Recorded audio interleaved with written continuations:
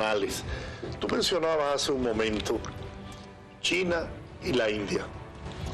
¿Podría producirse un enfrentamiento entre esas dos naciones que están marchando en el trayecto del desarrollo, del progreso, y esto podría producir marginar a Occidente, llámese Estados Unidos, en esa lucha por el dominio comercial en el mundo?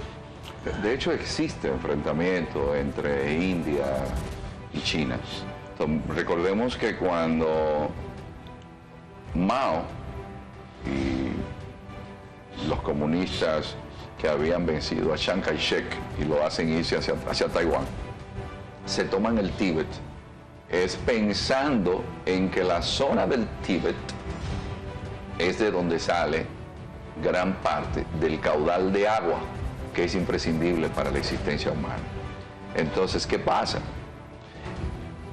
Hace apenas un año, allá arriba en el Himalaya, hubo un enfrentamiento entre soldados chinos e indios, pero ellos tienen un acuerdo: no se utilizan armas, es a trompadas, a pellizcos, a mordidas, y murieron unos 22 soldados de la India, murieron más de una docena de soldados chinos, pero imagínense ustedes, a 5 kilómetros de altura, en medio de la nieve, peleando, se hace difícil como estar motivado a seguir en guerra constante, pero sí, como nos demuestra la historia de la humanidad, esa cadena montañosa que se llama el Himalaya permite entonces que se aguanten los enfrentamientos entre dos culturas que son némesis. Sí. Entonces, lo que sí vemos es,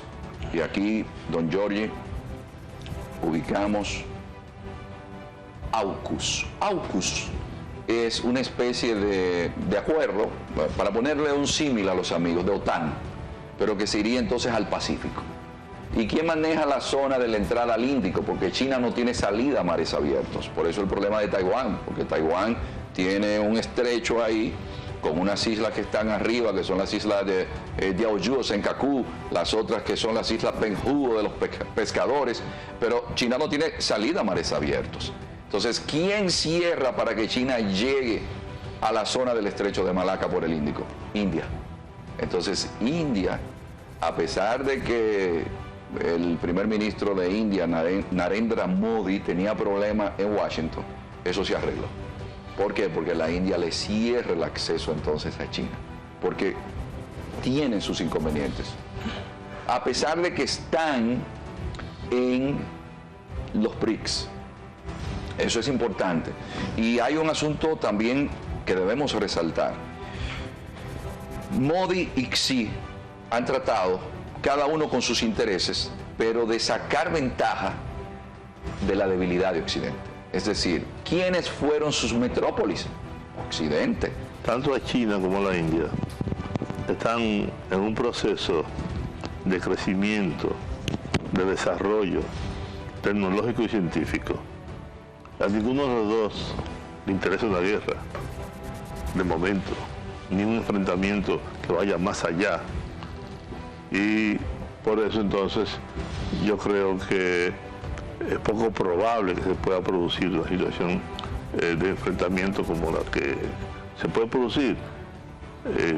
No puede haber lo que está pasando actualmente, por ejemplo, en los propios Estados Unidos, que parece, hay una situación en ese país de división muy grande, no solamente entre demócratas y republicanos, sino una división social muy grande. A veces yo me estaba preguntando en estos días, ¿qué pasaría si California, por ejemplo, decidiera romper con la Unión?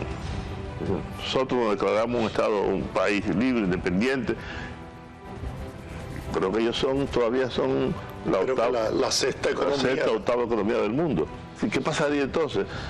Y tú te pones a ver el asunto entre Trump y Biden, y ninguno de los dos deberían ser candidatos Ese señor ya está casi parapléjico.